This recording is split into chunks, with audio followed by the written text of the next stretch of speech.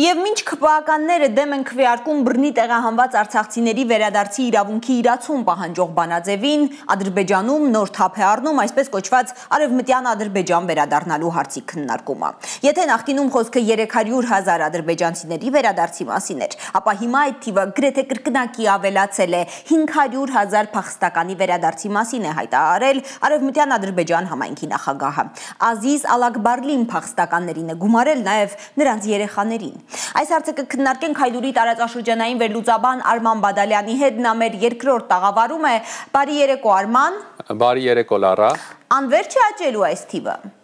Հայաստանի հետ Ադրբեջանի խաղաղասիրական հերթական ֆարսը մերկացնող թվեր են դրանք Լարա, որովհետև եթե Փաշինյանի կառավարությունը ասում էր, որ արցախցիների վերադարձի իրավունքից հրաժարվելու դեպքում էլ Ադրբեջանը կհրաժարվի Արևմտյան Ադրբեջանի գաղափարախոսությունից, փաստորեն մենք տեսնում ենք հակառակը, որովհետև վերջին մեկ շաբաթվա ընթացքում Ադրբեջանի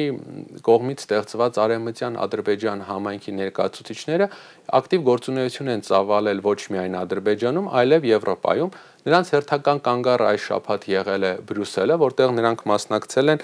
վերադարձի միջազգային իրավունքը խորագրով համաժողովին եւ համաժողովին ադրբեջանցիների ելույթները ընդհանրապես չեն ունեցել խաղաղասիրական բառապաշար, ընդհակառակը ադրբեջանցիները ներկայացրել են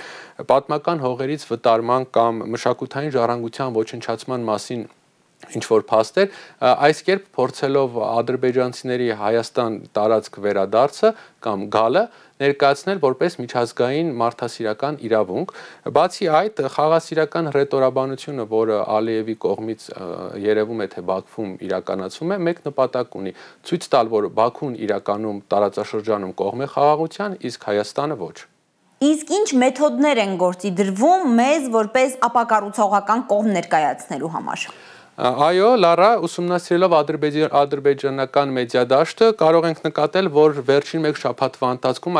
ասես հրահանգավորված է ադրբեջանական քաղաքասարակությանը եւ այսպես կոչված խաղաղասեր անհատներին տպավորություն եւ իմիտացիա ստեղծել, որ Ադրբեջանն է տարածաշրջանում եւ հայ-ադրբեջանական հակամարտությունում խաղաղասեր կողմը։ Դրա համար էլ օրինակ մեզ շատ քաջ հայտնի եւ Ադրբեջանում խաղաղության քաղաքացիական հարթակ կազմակերպության տնօրեն Դիլարե Էֆենդիևան տելեգրամյան ադրբեջանական ռուսալեզու կայքերից մեկին հարցազրույց է տվել, որտեղ նա ներկայացրել է հայաստանյան իր այցելությունը։ Տիկին Դիլարեն նախ շատ գոհ է եղել հայկական կողմի ընդունելությունից, ինչպես նաեւ Երևանի կովկասյան հյուրընկալությունից, բայց խոսքի մեջ հիշատակել է մեջբերեն, որ հայրը շարունակում են փառաբանել ֆաշիզմը որոշ գործիչներին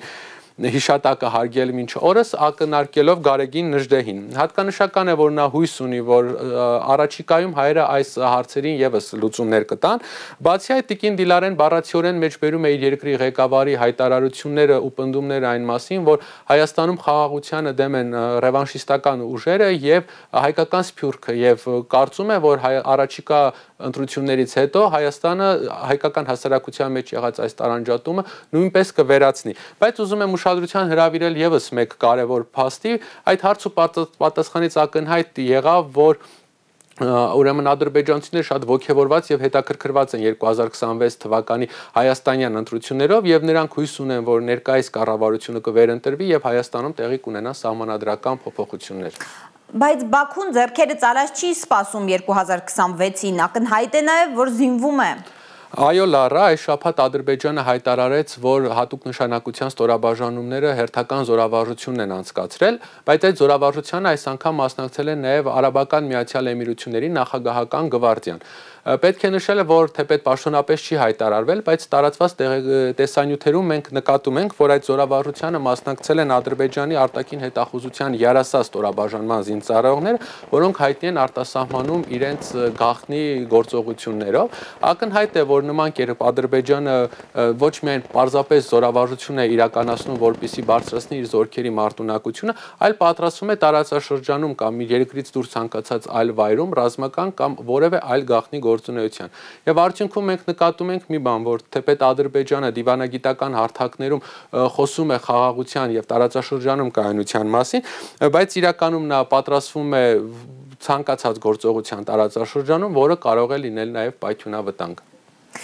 Շնորհակալ եմ Արման, սիրելի հեռուստադիտողներ, մեր երկրորդ տաղավարում էր Հայլուրի տարածաշրջանային վերլուծաբան Արման Բադալյանը։